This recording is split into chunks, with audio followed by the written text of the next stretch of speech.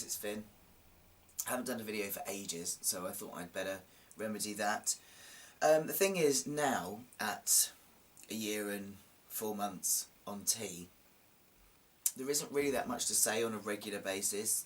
It's, you know, the major changes have happened within a year, and it's now become more subtle, you know, like more hair. Obviously, it's always about the hair. And that is probably one of the most significant changes that have continued to happen past the year mark, is that things like, you know, the 3 hairs on my hand have turned into 15, the two shoulder hairs have been attacked by gnat and have now been pulled out, but more's coming in.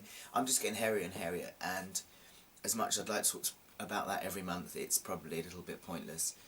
So yeah, at this level it's kind of just ongoing hair. The beard is amazing, thickening up, meeting in the middle. No more fried tuck beard, it is actually meeting. So it's hair, did I say it's hair? And body changes really, I guess, as well. In that I can see it's continuing to change, you know, the muscle definition. Even when I'm not doing weights, my muscle definition is changing and my body shape is starting to change. But yes, I don't think it really warrants a once a month video, really. But I am going to continue to update. I'm 9 months post-op top surgery, so I will continue to update on that. And also my lower surgery journey around what's happening with that. I will continue to vlog about that.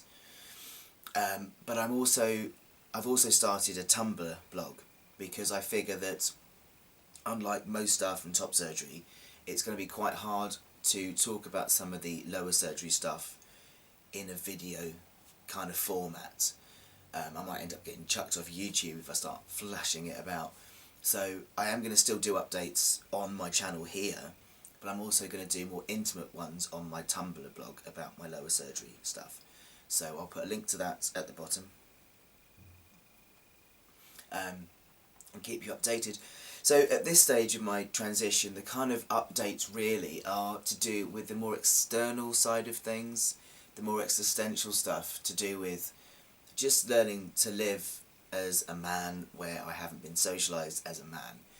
And I guess, as I've mentioned before, the biggest thing at the moment for me is that, and it's the social awkwardness, which is what I want to talk about a little bit in this video really. It's if you watch one of my last videos about drama therapy, I had a big revelation in drama therapy, how I was really no longer anxious. I didn't feel I could call myself anxious. I do get some anxiety, some nervousness, some awkwardness around social situations, but words are really, really powerful, and I think it's really important to redefine things every now and again, because how you talk about things does affect how you feel. I mean, me constantly saying I have social anxiety puts me in that position of having social anxiety, whereas by redefining it to a lower class, I think, really, of awkwardness, feels better for me. I wouldn't call myself rocking in the corner anxious like I once was, but I do still have a high level of social awkwardness.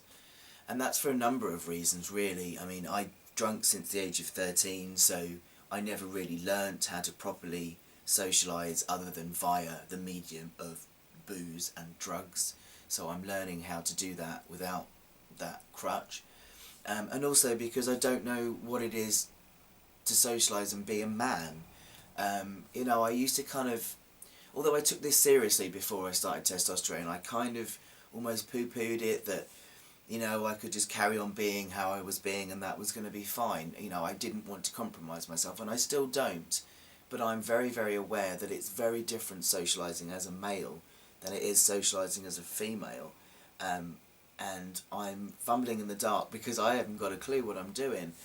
You see, I've always got on really, really well with men and been very, very accepted by men. But of course I was a real tomboy girl. I was kind of that cool tomboy girl friend to have. And as such, I was accepted by men. I wasn't treated by men as a female, but I wasn't treated by men as a male either. I was accepted because I was a cool, female-y, blokey kind of person. Whereas now that I'm 100% read as male, that acceptance is different. I'm no longer the cool, kind of funky lesbian tomboy, I'm now this kind of awkward, shy lad that's 40 and doesn't look it. And so I'm not fitting in like I once did with blokes.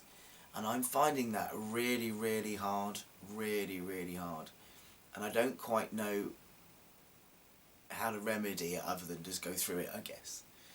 I had an awful experience recently, which really didn't help. And that was, I went to Bath for a university kind of research project module I had to do for a week. And, you know, I was nervous about it before I went, but I knew it would help. It did help, let's be fair, it did help, but it was painful help.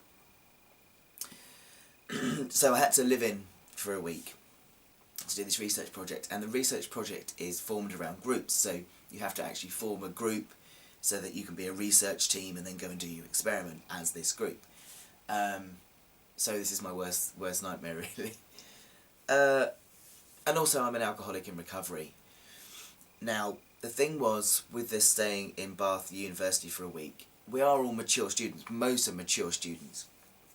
But I think as mature students, a lot of them have got families, responsibilities. So away from that for a week, they went nuts. And it was very much like a freshers week for adults. It started with an icebreaker of just being in a very small room, about the size of my room, roughly 30 students. And they provided alcohol and a little bit of soft drink. So you can imagine that everyone just went nuts and drunk loads. It was really loud, trying to kind of have an icebreaker where you're trying to talk to people and you can't even hear. It was just a nightmare.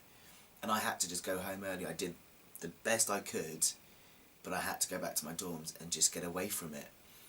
I just found it so awkward. And I think the pressure on me to kind of feel, well, I've got to kind of make friends here because I need to form a group to do this project was just atrocious. And, you know, I think the fact that I don't drink was making this issue a lot worse than maybe it would have been otherwise. But, you know, I'd be making friends during the day in lectures, and then those friends would go out that evening together and I wouldn't, and I'd come in the next day and go and say hello to them, and they've all kind of gone off in their own group. So it was this constant feeling less than, and just feeling like nobody liked me. Oh my god, it's like a child. But it was so hard.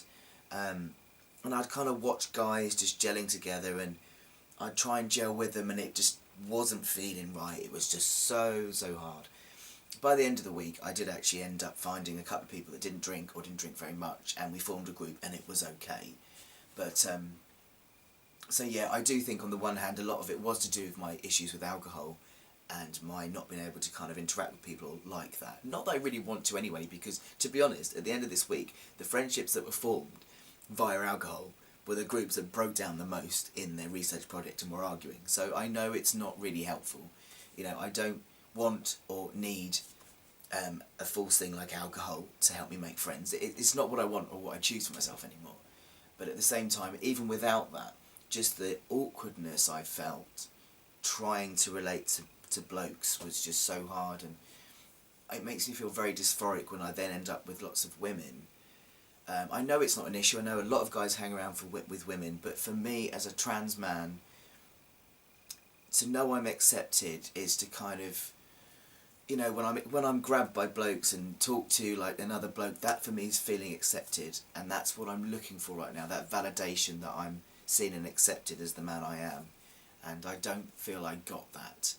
And it's happening in a lot of places, you know. I've been to see my brother, and I've hung around with his friends and that, and although they accept me and it's fine, the ones that do know and the ones that don't know of my trans history, it just, I feel like I'm a car backfiring when I'm trying to kind of socialise. I don't quite know what I'm doing. So yeah, that's where I am with that. It's not anxiety though. This is the thing that makes me keep doing it. It's nowhere near as gut-wrenching, rocking anxiety as it used to be. I'm not hyperventilating in these situations. I'm just going into my own head and just thinking, am I doing this right? I think I'm overthinking it. And I think, really, I know what the solution is to this, is just to keep doing it. And to keep doing it with people outside of my safe circle, because I'm okay socialising with recovering alcoholics, and I'm okay socialising with trans folk, because they get me and I get them, and it's okay. But where I really struggle is with civilians, non-alcoholics in recovery, and non-trans people, because then I'm just, overthinking it. So that's where I need to be. I just need to be spending more time with people outside of my safe circles, which I have made a start at doing. I've just started some volunteer work with LGBTQ youth, 13 to 25-year-olds, and I think that's going to really, really help. Socialising with the children, the youth, the young people, as well as kind of the youth workers. I think that will help. It's still semi-safe because I'm known as trans, and they know my history, so it's kind of safe, but it's still going out of my comfort zone. And I've also just applied to do a mindfulness cognitive behavioural therapy course, and it's not trans specific, it's with anybody. And I've decided that I'm going to stay stealth for it, because I think if I come out as trans and say that one of the reasons I'm there is to deal with socialisation, it's going to affect how I socialise.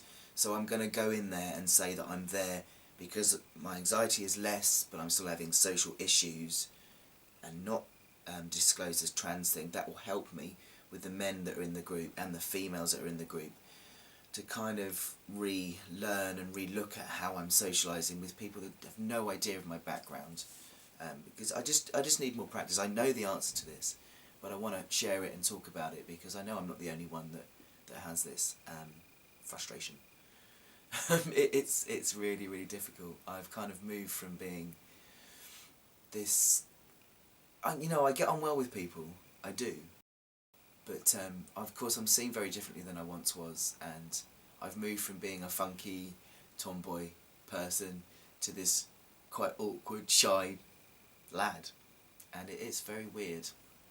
It's very weird. So it's a work in progress, and I will keep updating about how I'm doing with that. I've just finished some more drama therapy. I did start some more, but unfortunately there wasn't enough people in the group, so they've had to stop that. But in all fairness, although that helps me with my confidence, what I really need is interaction, just more interaction with people that see me as nothing other than a man, and then I have to learn how to do this socialising as a man.